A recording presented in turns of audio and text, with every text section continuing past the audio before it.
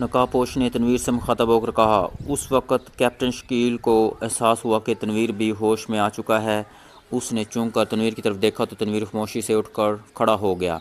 ہاں تو دوست، تم دونوں اب جلدی سے بتا دو کہ تم لوگ کون ہو۔ ہمیں اپنے بارے میں تمام تفصیلات جلد از جلد بتا دو، ورنہ ہو سکتا ہے کہ تمہارا انجام نمبر 20 سے بھی عبرتناک ہو۔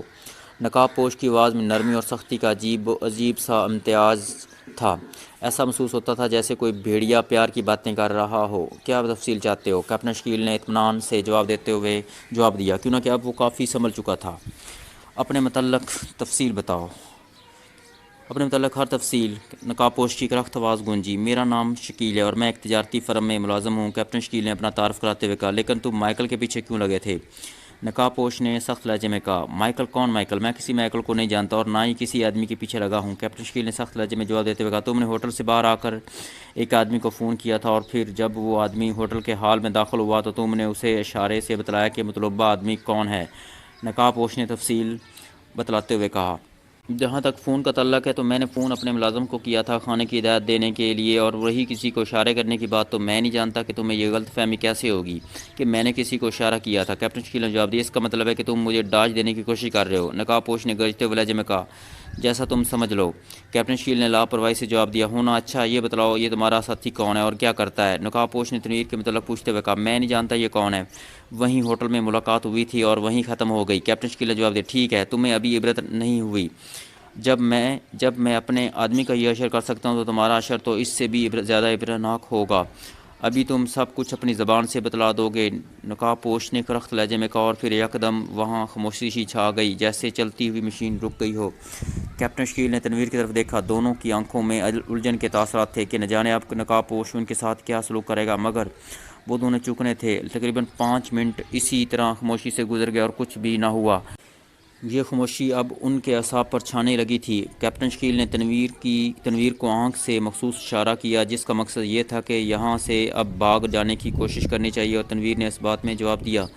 کیپٹن شکیل نے بغور ادھر ادھر دیکھا، لیکن ہال چاروں طرف سے بند تھا، کوئی دروازہ نظر نہیں آ رہا تھا۔ اس نے ایک نظر ستون پر لگے ہوئے مختلف بٹنوں کی طرف دیکھا اور پھر اسے خیال آیا کہ تمام بٹن کو دبا کر دیکھنا چاہیے، لیکن اسے علم تھا اور وہ اپنی آنکھوں سے دیکھ چکا تھا کہ یہ حال طلسم گدا ہے، ہو سکتا ہے کہ کوئی غلط بٹن دب جانے سے وہ پھنس جائے، اس لیے اس نے رسک لینے کا ارادہ فی الحال ملتوی کر دیا۔ پھر اچانک اسے خیال آیا کہ نقاب پوش جس ستون کے قریب کھڑا تھا وہاں اس نے ایک بٹن دبا کر وہ دروازہ نمودار کیا تھا جس سے اس کے آدمی تنویر کو لے کر اندر داخل ہوئے تھے۔ وہ محتاط قدم اٹھاتا ہوا اس ستون کے قریب پہنچا اور پھر اس نے اندازے سے ڈرتے ڈرتے ایک بٹن دبا دیا جس کا رد عمل اس کے خیال کے مطابق ہوا۔ سامنے والی دیوار میں ایک دروازہ نمودار ہو گیا۔ دروازہ نمودار ہوتے ہی کیپٹن شکیل اور تنویر جھپٹ کر دروازے کی طرف بڑھے، اور پھر جیسے ہی وہ دروازے کے قریب پہنچے ایک ہلکا سا کھٹکا ہوا اور دروازہ دوبارہ غائب ہو گیا اور وہ دونوں دیوار سے ٹکرا کر رہ گئے، اور پھر حال زوردار قہقہوں سے گونج اٹھا۔ نقاب پوش ان کے ساتھ چوہے بلی کا کھیل کھیل رہا تھا۔ ایک مرتبہ پھر کوشش کرو، نقاب پوش نے طنزیہ لہجے میں کہا، مگر کیپٹن شکیل خاموش رہا، جبکہ تنویر سے برداشت نہ ہو سکا اور اس نے نقاب پوش کو کوسنا شروع کر دیا، اور پھر وہ کچھ ہو گیا جو نہیں ہونا چاہیے تھا۔ ایک ہلکا سا کھٹکا ہوا اور پھر چھت سے کیپٹن شکیل اور تنویر پر ایک فوار سی پڑی اور دونوں کے کپڑوں کو آگ لگ گئی۔ وہ دونوں بے اختیار فرش پر لیٹ کر لوٹنے لگے تاکہ کسی طرح آگ بجھ سکے، لیکن آگ جانے کیسی تھی کہ بجھنے کے بجائے اور زیادہ بھڑکتی چلی گئی۔ اب بے اختیار ان دونوں کے منہ سے چیخیں نکلنی شروع ہو گئیں۔ وہ سارے حال میں ناچتے پھر رہے تھے اور دونوں شعلہ بنے ہوئے تھے، ان کی چیخوں سے سارا حال گونج رہا تھا۔ پھر دونوں کی چیخوں کے ساتھ ساتھ نقاب پوش کے شیطانی قہقہوں نے اس حال کو بھوتوں کا نشیمن بنا دیا تھا۔ اب دونوں میں بھاگنے کی بھی سخت نہ رہی اور وہ فرش پر گر پڑے۔ وہ مسلسل تڑپ رہے تھے اور پھر ان کی چیخیں خود بخود مدھم پڑتی چلی گئیں۔ بھیانک موت آہستہ آہستہ ان پر اپنا پنجہ مضبوط کرتی جا رہی تھی اور وہ بے بس تھے۔ جولیا صفدر کے لیے بے حد پریشان تھی۔ اس نے ایکسٹرو کے کہنے پر صدیقی کو صفدر کا پتہ چلانے کے لیے فون کر دیا تھا، لیکن اس کے بعد وہ کئی بار صدیقی اور صفدر کے فلیٹ پر فون کر چکی تھی، لیکن اب صفدر کے ساتھ ساتھ صدیقی بھی غائب تھا۔ بہرحال صدیقی کے غائب ہو جانے سے یہ بات تو پایا ثبوت تک پہنچ گئی تھی کہ صفدر کسی مصیبت میں پھنس گیا ہے، لیکن وہ کس مصیبت میں پھنسا ہے اور کہاں ہے اس کے متعلق کچھ پتہ نہیں چل رہا تھا، اور نفسیاتی طور پر وہ یہ سمجھ رہی تھی کہ وہ اس کی وجہ سے مصیبت میں پھنسا ہے۔ اگر وہ اسے شاپنگ کے لیے اپنے ساتھ چلنے پر مجبور نہ کرتی تو ایسا نہ ہوتا۔ اس خیال نے اس کی پریشانی بڑھا دی تھی۔ آخر اس نے فیصلہ کیا کہ وہ خود صفدر کا پتہ لگانے کی کوشش کرے گی۔ چنانچہ اس نے لباس تبدیل کیا اور وہ پھر فلیٹ کو تالا لگا کر وہ باہر آ گئی۔ جلد ہی اسے ایک خالی ٹیکسی مل گئی۔ نیو مارکیٹ چلو، جولیا نے ٹیکسی ڈرائیور سے کہا اور ٹیکسی تیزی سے آگے بڑھ گئی۔ جولیا بھی صفدر اور صدیقی کے متعلق ہی سوچ رہی تھی۔ ٹیکسی مختلف سڑکوں سے گزرنے کے بعد جیسے ہی مارٹن کنگ روڈ پر مڑی، ایک کار اس کے قریب سے گزری اور اس نے کار میں بیٹھے ہوئے کیپٹن شکیل کو دیکھ لیا۔ کیپٹن شکیل پچھلی سیٹ پر دو آدمیوں کے درمیان بیٹھا ہوا تھا اور اس کی آنکھوں پر پٹی بندھی ہوئی تھی اور دونوں آدمیوں کے منہ کیپٹن شکیل کی طرف ہی تھے، جس سے صاف ظاہر تھا کہ کیپٹن شکیل کو زبردستی لے جایا جا رہا ہے۔ چنانچہ اس نے سب کچھ بھول کر کیپٹن شکیل کے تعاقب کا فیصلہ کر لیا۔ گاڑی موڑو ڈرائیور، جولیا نے ٹیکسی ڈرائیور کو سخت لہجے میں حکم دیا تو ڈرائیور نے اس اچانک حکم پر بخلا کر بریک لگا دی۔ گاڑی موڑو واپس اور اس کار کے پیچھے چلو جلدی، جولیا نے چیخ کر کہا۔ مگر میڈم، ڈرائیور واقعی اس اچانک افداد پر گھبرا گیا تھا۔ خفیہ پولیس، جلدی کرو، جولیا نے چیخ کر کہا۔ اسے خطرہ تھا کہ کہیں اسے اس بحث میں وہ کار نہ نکل جائے۔ گو سڑک آگے 2-3 میل تک سیدھی چلی جاتی تھی، لیکن پھر بھی اگر وہ کسی کوٹھی میں چلے جاتے تو اس کے لیے کیپٹن شکیل کا پتہ لگانا مشکل ہو جاتا۔ ٹیکسی ڈرائیور نے جب خفیہ پولیس کا نام سنا تو اس کے تمام اعصاب حرکت میں آ گئے۔ اس نے انتہائی تیزی اور مہارت سے گاڑی واپس موڑی اور پھر اس نے فل ایکسیلیٹر دبا دیا۔ سامنے کار نظر نہیں آ رہی تھی، لیکن ٹیکسی جس رفتار سے دوڑی چلی جا رہی تھی اس سے یہ بات ممکن نظر آتی تھی کہ جلد ہی اس کار کو پا لے گی۔ چنانچہ وہی ہوا۔ تقریباً 10 منٹ کی تیز رفتار ڈرائیونگ کے بعد وہ کار جاتی ہوئی نظر آنے لگی اور پھر ان کے دیکھتے ہی دیکھتے وہ بائیں سائڈ پر مڑ گئی۔ جس سڑک پر وہ کار مڑی تھی وہ شباب کالونی کو جاتی تھی۔ جولیا کی گاڑی بھی جلد ہی اس سڑک پر مڑ گئی۔ اب کیپٹن شکیل والی کار صاف نظر آ رہی تھی۔ رفتار کم کرو، جولیا نے ٹیکسی ڈرائیور کو گائیڈ کرتے ہوئے کہا تو ڈرائیور نے ایکسیلیٹر پر دباؤ کم کر دیا اور پھر آگے والی کار ایک عظیم شان کوٹھی کے پھاٹک کی سمت مڑ گئی۔ اسی رفتار سے سیدھے چلتے رہو، جولیا نے ٹیکسی ڈرائیور سے کہا اور پھر جلد ہی ٹیکسی اس کوٹھی کے سامنے سے گزر گئی۔ کوٹھی کا پھاٹک بند تھا مگر اس کا نمبر جولیا کے ذہن میں محفوظ ہو چکا تھا۔ اب واپس نیو مارکیٹ چلو، جولیا نے ٹیکسی ڈرائیور سے کہا۔ آگے سے ٹرن لو یا یہیں سے واپس ہو جاؤ، ڈرائیور نے وضاحت طلب کر لہجے میں پوچھا۔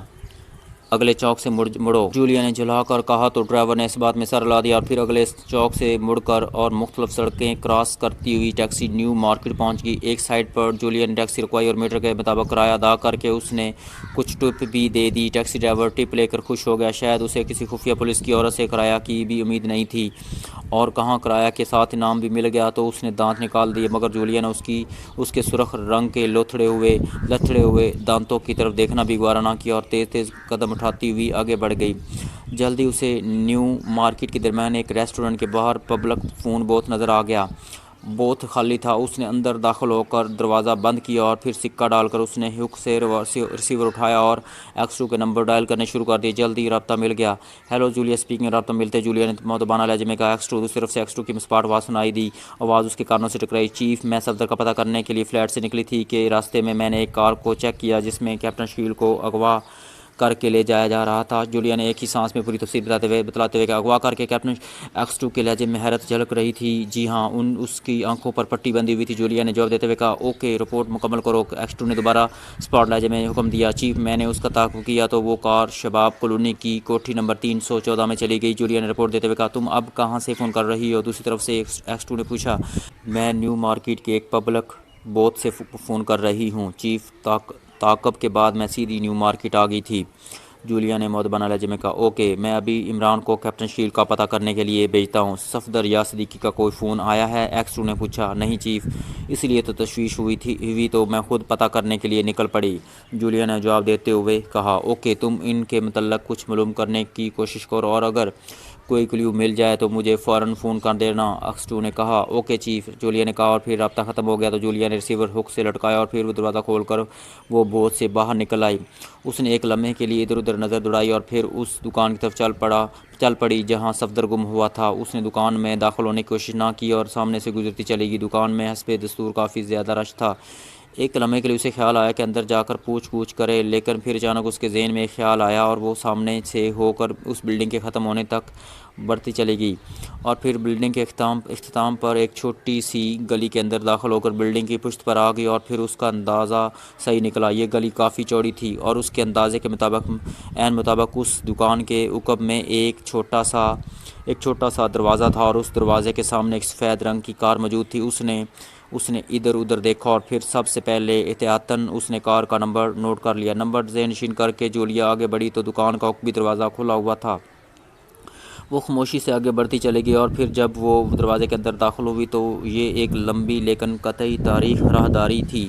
راہداری میں انتہائی تاریخی تھی کہ کچھ محسوس نہیں ہوتا تھا کہ یہ راہداری کتنی طویل ہے۔ جولیا دروازے میں کھڑی یہ سوچ رہی تھی کہ وہ آگے بڑھے یا نہیں، کیوں نہ کہ کھلے دروازے سے اسے اندازہ ہو رہا تھا کہ جو شخص اندر داخل ہوا ہے وہ ابھی واپس آئے گا، ورنہ وہ دروازہ کھلا نہ چھوڑ جاتا، اور ایسا نہ ہو کہ وہ ابھی راستے میں ہی ہو اور وہ آ جائے اور اس طرح وہ پھنس کر رہ جاتی، اور پھر نہ جانے کیا چکر ہو۔ آیا یہ لوگ صفدر کے معاملے سے متعلق ہیں یا بھی نہیں، اسے کچھ اندازہ نہیں تھا۔ آخرکار اس نے فیصلہ کیا کہ یہ رسک نہیں لینا چاہیے، چنانچہ وہ دروازے کے قریب راہداری کے اندر ہی ایک کونے میں چھپ کر کھڑی ہو گئی۔ تقریباً 5 منٹ بعد اچانک راہداری کے دوسرے سرے پر روشنی کا دھبا نمودار ہوا۔ اس روشنی کے نمودار ہونے سے جولیا کو اندازہ ہوا کہ راہداری کتنی طویل ہے۔ یہ شاید دوسرے سرے کا دروازہ کھلنے سے ہلکی سی روشنی پیدا ہوئی تھی۔ اس ہلکی سی روشنی میں اسے ایک سایہ راہداری میں داخل ہوتا نظر آیا، اور پھر یہ روشنی دوبارہ تاریکی میں مدغم ہو گئی اور دوسرے سرے کا دروازہ بند ہو گیا۔ اب جولیا کو فکر ہو گئی کہ اس آدمی کی نظروں میں آئے بغیر وہ کس طرح راہداری سے باہر نکل سکتی ہے تاکہ کار کا تعاقب کر سکے، مگر اب مسئلہ یہ تھا کہ اگر وہ دروازے سے باہر نکلتی تو دروازے کی طرف بڑھتا ہوا آدمی اسے فوراً دیکھ لیتا۔ اب قدموں کی آوازیں بھی گونجنا شروع ہو گئی تھیں، چنانچہ جولیا نے اس آدمی سے پہلے باہر نکلنے کا ارادہ ملتوی کر دیا اور وہیں کونے میں مزید سکڑ گئی۔ قدموں کی تیز آوازیں اب لمحہ بہ لمحہ نزدیک آتی جا رہی تھیں، اور پھر راہداری میں چلنے والے آدمی کا سایہ اسے نظر آنے لگ گیا۔ وہ ایک چھریرے جسم کا اوسط قد کا آدمی تھا اور وہ تیزی سے قدم بڑھاتا ہوا دروازے کی طرف آ رہا تھا۔ جولیا دروازے کے قریب ہی اندھیرے میں دیوار سے ٹیک لگائے کھڑی تھی۔ وہ آدمی آہستہ آہستہ نزدیک آتا چلا جا رہا تھا، قدم بہ قدم، اور لمحہ بہ لمحہ پھر وہ اس کے سامنے سے گزرتا ہوا آگے بڑھ گیا۔ اسے جولیا کی وہاں موجودگی کا احساس تک نہ ہوا، اور پھر وہ دروازے سے باہر نکل کر گلی میں چلا گیا۔ اس شخص کے باہر نکلتے ہی اچانک کٹاک سے دروازہ بند ہو گیا۔ اب راہداری مکمل طور پر تاریک تھی۔ جولیا لپک کر آگے بڑھی اور پھر اس نے دروازہ کھولنے کی بےحد کوشش کی، لیکن دروازہ مضبوطی سے بند تھا۔ پھر اس کے کانوں میں کار سٹارٹ ہونے کی ہلکی سی آواز سنائی دی، اور پھر آہستہ آہستہ یہ آواز مدھم ہوتی چلی گئی۔ اب جولیا اس تاریک سرنگ نما راہداری میں پھنس کر رہ گئی تھی۔ اس نے دروازہ کھولنے کی بےحد کوشش کی، لیکن اسے ایسا کوئی ذریعہ نہ مل سکا جس سے دروازہ کھل سکتا۔ پھر وہاں اندھیرا اتنا زیادہ تھا کہ ہاتھ سجائی نہ دے رہا تھا۔ جولیا اس دروازے سے مایوس ہو کر پلٹ گئی۔ اب وہ چاہتی تھی کہ راہداری پار کر کے وہ دوسرا دروازہ کھول کر دکان میں داخل ہو جائے، وہاں سے باہر نکلنے کا راستہ بآسانی نکالا جا سکتا ہے۔ چنانچہ اندھیرے میں ٹامک ٹوئیاں کھاتی ہوئی وہ دوسرے دروازے کی طرف چل پڑی، اور پھر وہ تھوڑی سی کوشش کے بعد دوسرے دروازے کے قریب پہنچنے میں کامیاب ہوگی۔ یہ دروازہ کافی اونچائی پر موجود تھا اور راہداری کے فرش سے اس دروازے تک سیڑھیاں موجود تھیں۔ جولیا آہستہ آہستہ سیڑھیاں چڑھتی ہوئی دروازے کے قریب پہنچ گئی۔ دروازے کے قریب پہنچ کر وہ ایک لمحہ کے لیے خاموشی سے کھڑی رہی، لیکن جب کوئی آواز اس کے کانوں میں دروازے کی دوسری طرف سے نہ پہنچی تو اس نے دروازہ کھولنے کے لیے ہاتھ بڑھایا، اور اس کا ہاتھ لگتے ہی دروازہ کھٹک سے کھلا، اور جولیا بے اختیار چونک کر رہ گئی، کیونکہ دروازہ خود بخود نہیں کھلا تھا بلکہ اسے کھولا گیا تھا۔ دروازے میں ایک 1.5 عمر کا آدمی کھڑا بڑی حیرت سے جولیا کی طرف دیکھ رہا تھا۔ وہ شاید راہداری میں جانے کے لیے دروازہ کھولنا چاہتا تھا کہ سامنے جولیا کھڑی نظر آ گئی۔ جولیا صرف ایک لمحے کے لیے ٹھٹکی، مگر دوسرے لمحے اس نے بجلی کی سی تیزی سے اپنی جیب سے ریوالور نکال لیا۔ ہینڈز اپ، جولیا نے سنبھل کر سخت لہجے میں کہا۔ تم کون ہو؟ 1.5 عمر آدمی نے کہا، جس کے چہرے پر روئی کے پھائے لگے ہوئے جیسے زخموں پر لگائے جاتے ہیں۔ ہاتھ اوپر اٹھا لو، جولیا نے اس کی بات کو نظر انداز کرتے ہوئے کہا تو 1.5 عمر آدمی نے ہاتھ اوپر کر لیا اور ایک طرف پھٹ گیا۔ جولیا ریوالور لیے کمرے کے اندر داخل ہو گئی۔ یہ آفس نما کمرہ تھا، شاید اسی دکان کا جہاں صفدر گم ہوا تھا۔ منہ دیوار کی طرف کر لو، جولیا نے تخمانہ لہجے میں کہا۔ تم پچھتاؤ گی لڑکی، 1.5 عمر آدمی نے سخت لہجے میں کہا۔ میرے پچھتانے سے تمہاری صحت پر کوئی اثر نہیں پڑ سکتا، اس لیے تم سے جو کہا جا رہا ہے اس پر عمل کرو۔ جولیا نے غراتے ہوئے سخت لہجے میں کہا تو دیڑھ عمر آدمی نے منہ دیوار کی طرف کر لیا۔ جولیا اطمینان سے اس کی طرف بڑھی، شاید وہ اس کی تلاشی لینا چاہتی تھی، مگر جیسے ہی جولیا اس کے قریب پہنچی وہ دیڑھ عمر آدمی پھرکی کی طرح گھوم گیا اور دوسرے لمحے جولیا کا ریوالور اس کے ہاتھ سے نکل کر دور جا گرا۔ اس آدمی کا زوردار ہاتھ اس کے ہاتھ پر پڑا تھا۔ اب خاموشی سے کھڑی ہو جاؤ، دیڑھ عمر آدمی نے پھرتی سے جیب سے ریوالور نکالتے ہوئے کہا، جبکہ جولیا 2 قدم پیچھے ہو گئی۔ تم کون ہو اور یہاں کیسے پہنچی ہو؟ جلدی بتاؤ، کیونکہ میں عورتوں پر رحم کھانے کا عادی نہیں ہوں، دیڑھ عمر آدمی نے ہراتے ہوئے کہا، مگر اس کے لہجے میں بے پناہ سختی تھی۔ مجھے جانے دو ورنہ میں شور مچا دوں گی کہ تم مجھے اغوا کر کے لائے ہو۔ جولیا نے عورتوں والا مخصوص حربہ استعمال کرتے ہوئے کہا، بہت خوب، جواب نہیں، مگر محترمہ تمہارا یہ حربہ یہاں کام نہیں آ سکتا، کیونکہ یہ کمرہ ساؤنڈ پروف ہے، میری اجازت کے بغیر کوئی آدمی اندر نہیں آ سکتا۔ دیڑھ عمر آدمی نے کہہ لگاتے ہوئے کہا، جو اس دکان کا مینیجر تھا، جبکہ جولیا بے بسی سے ہونٹ کانٹ کر رہ گئی۔ جلدی بتاؤ، وقت ضائع مت کرو، دیڑھ عمر آدمی نے اسے گھورتے ہوئے کہا۔ کیا بتاؤں؟ جولیا نے تعجل عرفانہ سے کام لیتے ہوئے کہا، اپنے متعلق تمام تفصیل بتاؤ، دیڑھ عمر آدمی نے کہا۔ اب جولیا